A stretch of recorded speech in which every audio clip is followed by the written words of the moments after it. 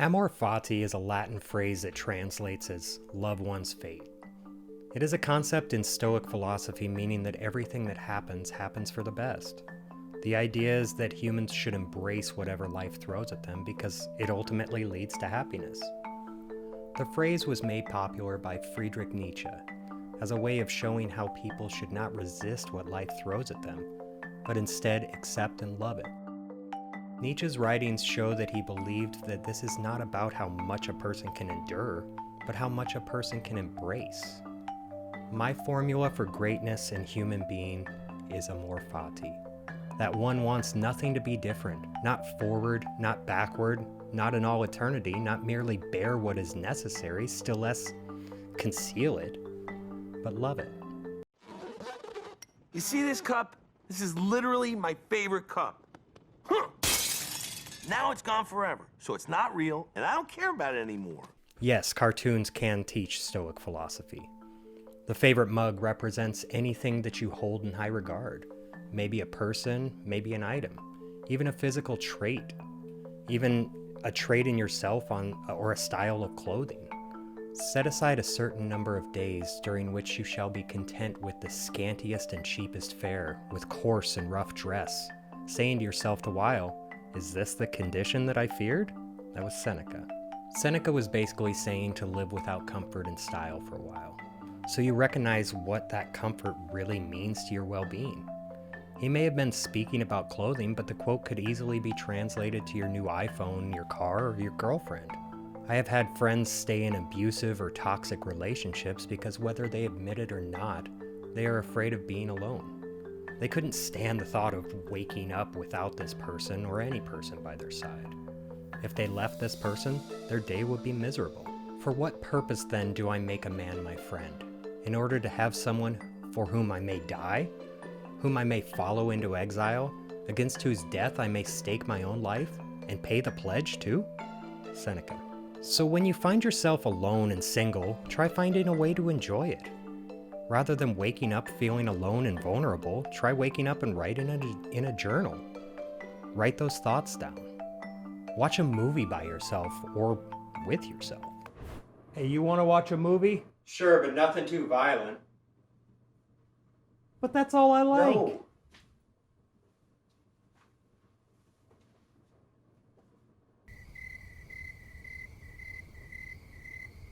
John Wick? Yeah, okay.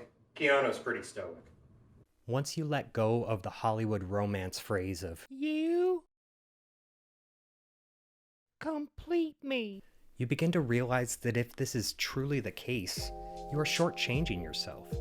If you make yourself complete without the influence of another person, they may begin to enhance your already wonderful self-romance. Does this mean being numb to bad experiences? Not at all. Grief is a part of human nature. Nobody can wave a magic wand and tell you that overnight you will be in acceptance of your fate, regardless of how bad your hand is. I do, however, think that there are strategies to help you be happier with whatever fate throws at you. 1.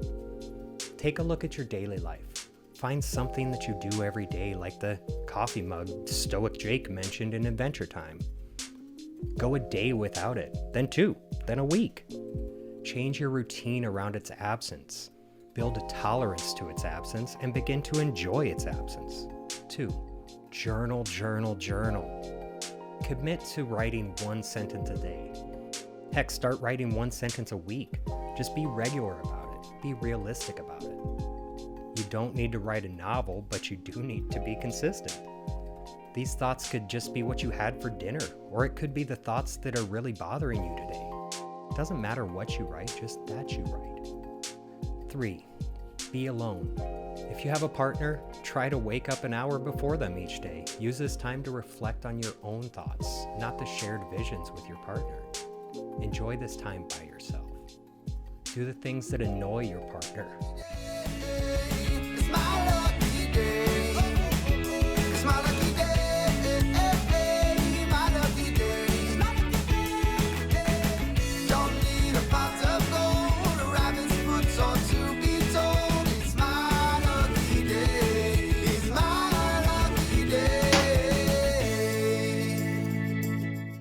or that they would never allow you to do. Slept in 'cause I don't care and didn't make the bed. Too far. If you are single, try to enjoy your own company. I can't explain it well, but my method was cooking a meal for one, the meal that I wanted to eat, and then watching a movie that I wanted to watch. With this simple technique, I found the key to my own happiness. If fate really does rule us, there is no such thing as free will, then whatever it throws at you is out of your control. You can't stop it. But think to yourself, is happiness a better option than sadness? Do not seek for things to happen the way you want them to. Rather wish that what happens happen the way it happens. Then you will be happy. Epictetus. A notable lesson from Epictetus is from his early life as a slave. One day his cruel master locked his foot in a steel cage and twisted his leg to make him scream. Instead of crying out for mercy, Epictetus simply warned him, "You're going to break my leg." His master continued and the leg broke. Epictetus peacefully said, "I told you, now it's broken." From that day on, Epictetus walked with a limp. Epictetus accepted that his fate was out of his control. He had no way of escape. He took the pain knowing that it would be over.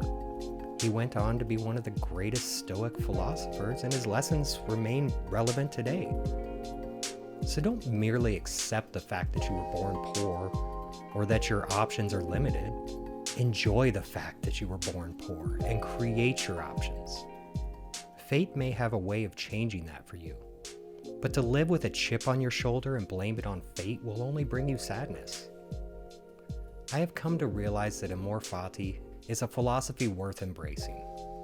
I have been more appreciative of my life, and I have also started to see the beauty in every day. I'm not saying that I am always happy, or that I'm happy about what happens to me, but what has happened has shaped me into who I am today, and for that reason I will always be grateful for it. I've seen beauty in everything, and I think that is because of how grateful I am for what has happened to me.